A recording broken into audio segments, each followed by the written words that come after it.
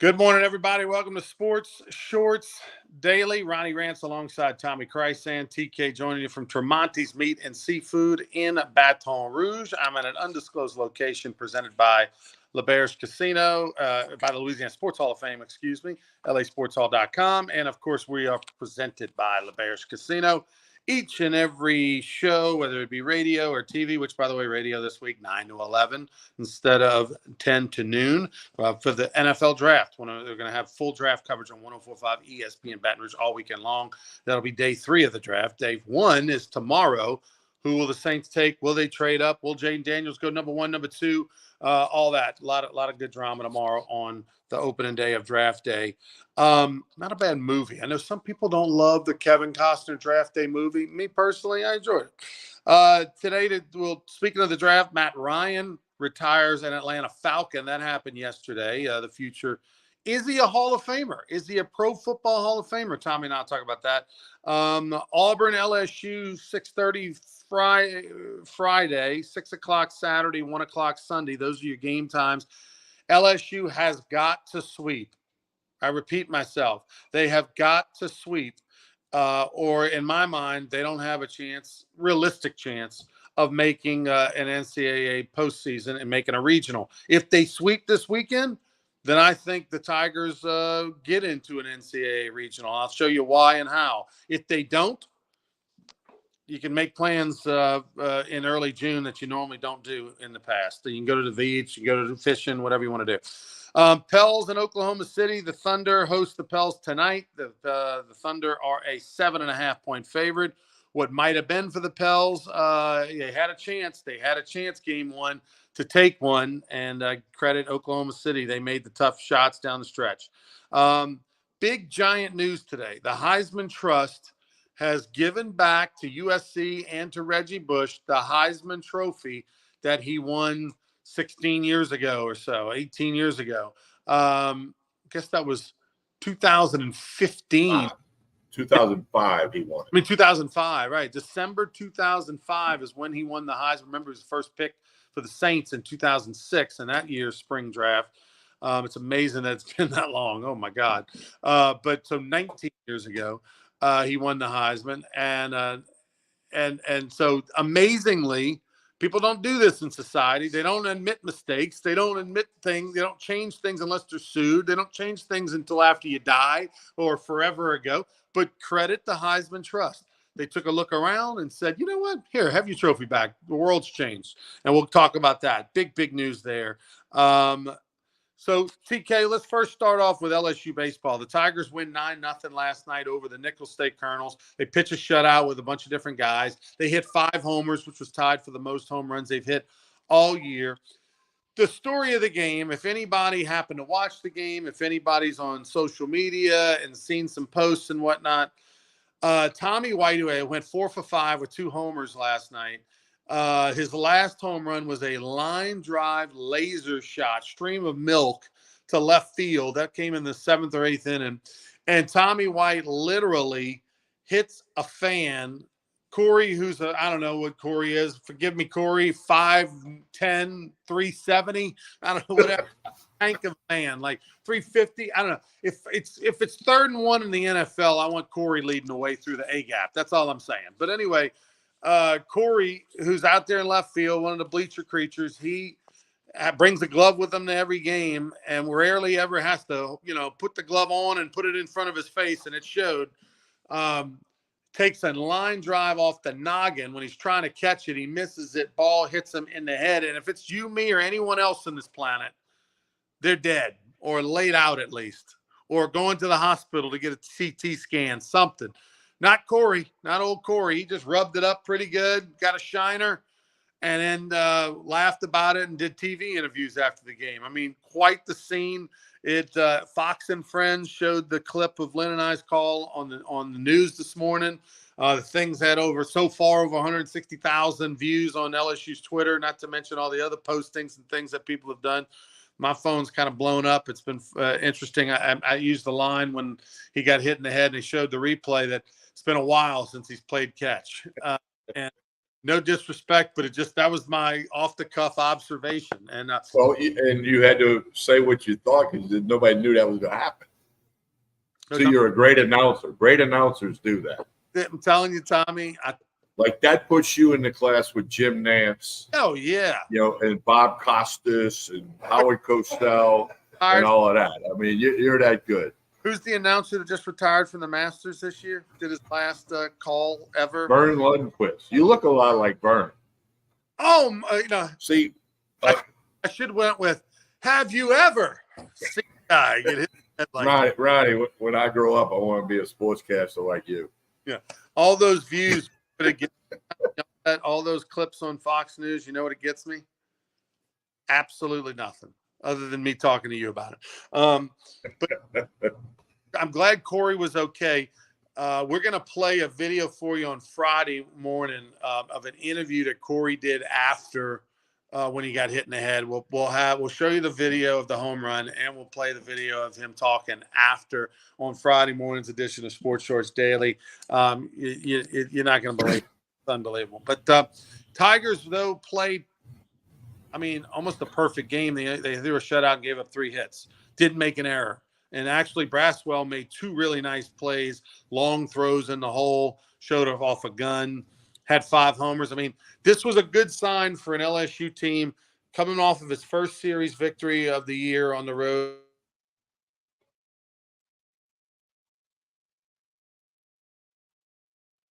Your audio went out, Ron. Your audio's out.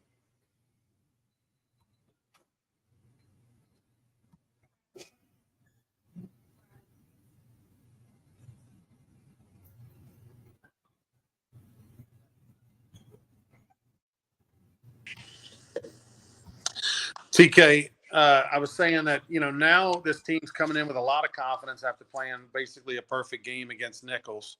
And they've got a very bad Auburn team that's 2-16. They have to win this series by virtue of the sweep. And if they do so, Tommy, then all they got to do is win 1 against the Texas A&M team, who is arguably a top 3 team in America in all the polls. You got them at home, so you think you can take at least 1 off of them. And then you got to play 2 mediocre teams and quite frankly, not a very good team in Ole Miss and not a great team in Alabama. You can win 2 out of 3. You've got Ole Miss at home the final weekend of the year. You got Alabama on the road. Those are winnable series. So all you got to do is sweep Auburn, and then it's realistic. Win 1 against A&M at home, and take 2 out of 3 against Alabama on the road and Ole Miss at home. And if you don't take 2 out of 3 from Alabama, you only win 1, then you got to sweep Ole Miss, and that's still a possibility because you get them at home. So it's there for the taking, that a realistic path where you don't have to win 6 in a row or something if you go ahead and sweep Auburn this weekend. If you don't sweep Auburn, and God forbid if you lose the series, pack up the baseballs. But if you only win 2 out of 3, now, Tommy, I have to sweep I have to win 3 series in a row, and one of them's against the number 1 or 2 team in the country, or I got to sweep somebody. It gets unrealistic. Well, I agree with you. We've seen a lot of LSU teams in the past 30, 40 years get hot at the right time. Coach Bertman's teams did it. Coach Maneri's teams did it. Jay Johnson. So what I was thinking today was, can this team do that? And in February 10th, we just, this team will be able to do that if they hit a slump, but what we saw through the first half of the SEC schedule gives us reservation to say, well, maybe they can't quite do this. But I agree with you 100%. They got to sweep Auburn. I thought they needed to sweep Missouri.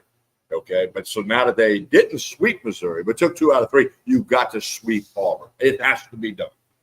I talked to Todd Walker and I chatted Sunday or Monday, and I told him, I said, man, that Saturday loss at Missouri, where you hit 3 home runs and you had Holman on the bump, your ace, and you lost to Missouri 9-8, a team that's batting .205 in the SEC, rocked your ace, and you lose that game when you hit 3 home runs. Like, to me, I feel like that's the game that you're going to look back on when you finish a game short of making a regional or something, and look back on that game and go, that's the one. That's the one we got away. Not that they didn't have others that they had the lead and, seventh inning or eighth inning and lost, but that one was for the taking. Like, you scored 8, hit 3 home runs. You had your ace. They hit 205. You've got to win that game. And part of the reason is because who the opponent is. Right. If that was a game against A&M, you're going to be, okay, they were better than us that day. So, yeah, good point. I agree with you completely. Yeah. All right. Well, 6:30 Friday should be a giant crowd. Weather's going to be great this weekend, and it should just be a perfect crowd. 6:30 Friday, 6 Saturday, and 1 o'clock on Sunday. The Pelicans tonight, Tommy, you're putting your money where your mouth is. I know you lost game 1. You liked Oklahoma City to cover. They did not. Pels lost by 2. Tonight, sort of a must win. Have we heard anything on Zion? Have we heard have they just said, like, he's done for the year? Like, do we know anything on the Zion deal? The Zion deal is like the Ohtani deal, totally swept under the rug. No, I hadn't heard nothing, and I read, and I bet the Thunder this morning, -7.5. So I don't think the Pelicans are going to keep it close again. The Thunder wants to send the message, etc. All right. Well, let's the Pellies play at 2 o'clock, 2 or 2:30 on Saturday at home. So they've got an afternoon game on Saturday at home. We will see. We'll see if that, what that game's going to mean. If Saturday could be the Hunter McCann game, or it could be just the salvage a victory game. The Heisman Trust, the big story of the day, broke this morning. The Heisman Trust gave back the trophy to Reggie Bush, who was, for me, outside of people named Joe Burrow and Jaden Daniels and Billy Cannon, my favorite Heisman Trophy. What he did as a player at USC was electric. That's why the New Orleans Saints fans lost their mind when the Saints drafted Reggie number 2 overall, when the Houston Texans took the defensive end was Williams. He was a generational talent. He was so dominant on the college football field. Everybody looked like they were in slow motion when Reggie had the ball. And he got his Heisman Trophy taken away because of NCAA infractions, where USC basically, housed his parents and, gave him some money. All the things that many, many other Heisman Trophy winners have gotten, right? But Reggie got busted. It's like speeding down the interstate. We all do it, but somebody's got to get a ticket. And when you do, and he took it on the chin for all these other Heisman Trophy winners. But now they did the right thing based off of it's a whole new world and everybody's getting paid to play and everybody's getting things. And so I'm glad for Reggie. I'm glad for USC. It was the right move. Well, yeah, the Heisman Trophy is supposed to go to the best player in college football. There's no question he was the best player in college football in the 2005 season. Many of the Heisman trophies, there was the no question thing. Earl Campbell, George Rogers from South Carolina, who went to the Saints. Those were the best players that year. Reggie Bush is one of the best of all of those put together. And I am happy for Reggie Bush. And like you said a little earlier, right, for the Heisman Trust to look around and go, this is something we got to do. And we're going to vote, and we're going to do this. And they did this. And I'm going to talk to Scott Rabelais about it. He's in charge of the Heisman voters in the state of Louisiana. And maybe we'll have him on the radio Saturday or whatever, or at least I'll get some thoughts from him about what he thinks about this, because he's very, very involved with the Heisman Trust. And, of course, the best writer the Advocate has. So, anyway, I'm happy for Reggie Bush, and I'm happy to see the Heisman Trust do the right thing. Johnny Manziel had stated he would not go back to any Heisman Trophy. Maybe it's Johnny's reason. They did it for Johnny. Going to go back for any Heisman Trophy activities until Reggie Bush gets his Heisman Trophy back.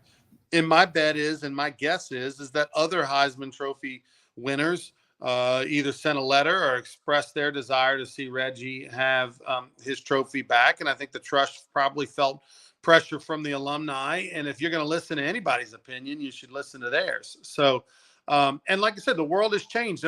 Think back to how appalled we were to watch 60 Minutes and to hear, Will Wade say, "We made a damn strong offer." It was like, oh my God, they got him. Oh my God, I can't believe he said that. We're literally now they're stepping to the microphone going, Yeah, we offered 2 million, but we couldn't get them. You know, I mean, like it's so crazy. I mean, it's like the world. We thought the world was flat. Now we found out it's round. I mean, it's just changed quickly in the last 4 years, 5 years, and so I credit the Heisman Trust for recognizing that, not being the old get off their lawn guys like you and I are, and making that change and admitting that hey, this is the right thing to do.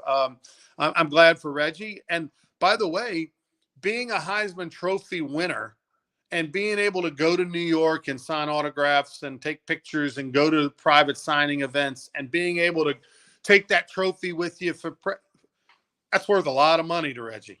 It's worth a lot to all those old cats. This morning's announcement has put a lot of money in his account. You know, not this morning, but in time, because he'll make the national tour. He'll be at a Southern Cal game this year. It'll be boom, whatever. So, again, I think it's good to see such a good story that needed to happen in the world of sports.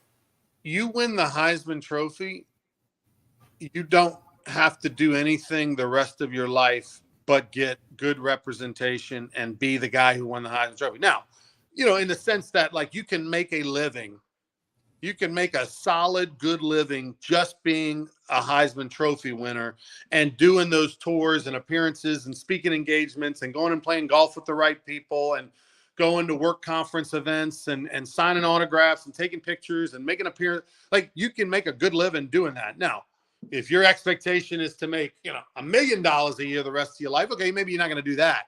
But, just being the Heisman Trophy winner. But if you want to literally not work and have a roof over your head and a car and have money in your pocket and make a nice little comfortable living, you can be just the Heisman Trophy guy. And they will redo all those TV commercials they have with all the trophy winners. They're probably already making a plan to redo one that has like, hey, Reggie, come on in. I could write the script. Huh? The Heisman house. He knocks on the door and says, can I get in? And then you say, yeah, come on in, Reggie. I already wrote the script for him. That would be an unbelievable thing. All right, Ronnie, let's remind people a couple things here. We got the Rougarou Golf Tournament coming up. Go to brrougarou.com. Monday, May 6th, Tremonti's will be out there. brrougarou.com, and of course, season tickets. Ronnie, we're getting close to the season. You and I had a couple of meetings yesterday. You're meeting about Rougarou every day, all day. I was involved 2 different meetings directly involved in the Rougarou yesterday afternoon, and it's coming. It's coming, and we'll tell people more about it as we go forward. And then, of course, the Sports Hall of Fame Golf Tournament on May 14th at Oak Wing, a great golf course in Alexandria. Go to lasportshall.com. Get that information and your tickets for the June induction ceremonies up in Natchitoches. So did I do good with them 2 commercials, Ron? You did fantastic. Yeah, man. By the way, does Matt Ryan make the Pro Football Hall of Fame? Let's get Todd McClure on and talk about that. I looked at his numbers the other day. They were better than what I thought I was going to read.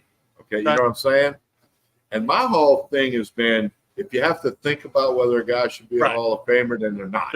Okay, but let's talk more about that on Friday. By the way, Ronnie, Sean Wells is inviting you and I to an event Friday night. I'll get you the details, man. Sean Wells, they got to give back to football camps that they do in football, and Sean's a former Tiger offensive lineman, so he sent a message and I'll relay to you, Ronnie, and we'll go from there. So anyway, that's he and a bunch of people are doing great things for kids.